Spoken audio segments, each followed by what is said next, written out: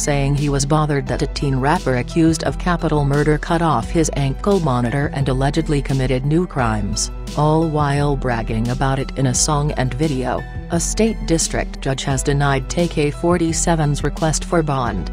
State District Judge Wayne Salvant then explained his concerns that Tamer McIntyre, known in the music world as Tay K-47, has been glorified for allegedly committing heinous crimes.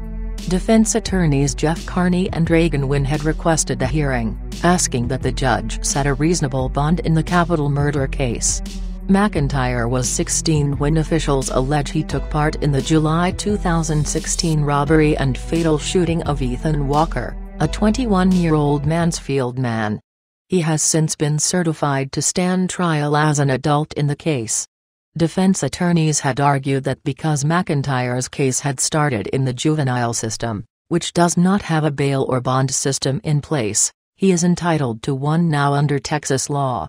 McIntyre's father, Kevin Beverly, and his maternal uncle, Jurel McIntyre, testified that they would assure that McIntyre followed all bond conditions if he is released from jail. Beverly stated he had made arrangements to lease a house in Fort Worth if his son is released, where his family and Jurel McIntyre, a retired military man, would live. Jurel McIntyre testified that he is willing to move to Fort Worth from his current home in Tampa, Florida, to help supervise his nephew, now 17. "I love what I do, but I love my nephew more," the uncle testified. Violent assessment prosecutor Bill Vassar called only one witness, Tarrant County Juvenile Probation Officer Luis Montoya, who testified that less than 3 months after a juvenile judge decided to release McIntyre to live with his sister, the teen cut off his ankle monitor and fled.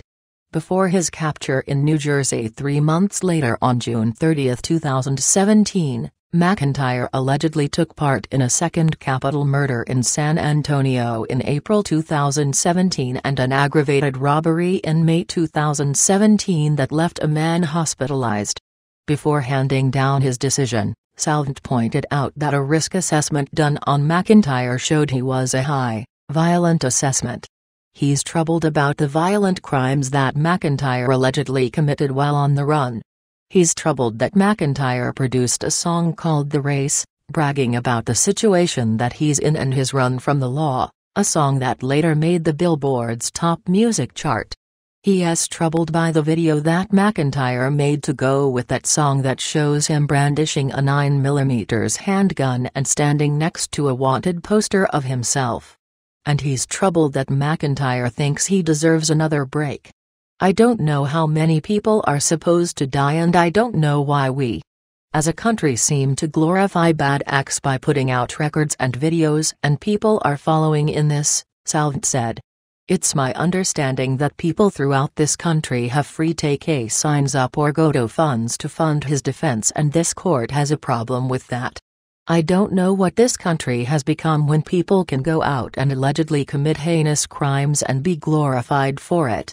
Salvant said that while he believes in the law and has devoted his career to it, he doesn't believe that the law is meant to force him to set bond for people who have allegedly committed additional crimes.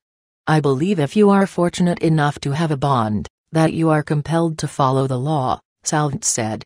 "And if you don't follow the law and it's shown that you're not following the law, then you're not entitled to another bond.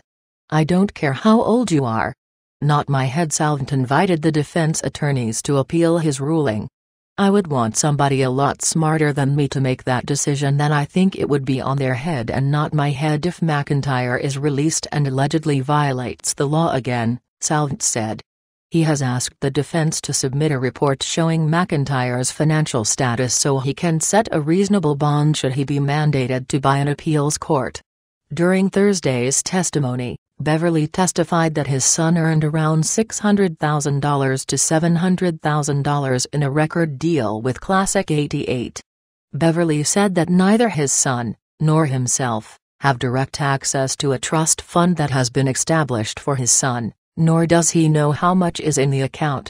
He told Salvant the trust was set up by a businessman whom he believes works for Sony, as well as 2 of his son's managers.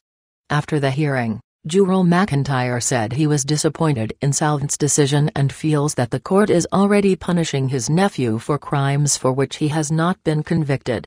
He is being held to a higher standard, the uncle said. They're upset that he cut his monitor off, Jurel McIntyre added. He posted video. They got played and they don't want to get played again. I understand that because I'm military, but at the end of the day, he's a minor. He needs to be granted bail.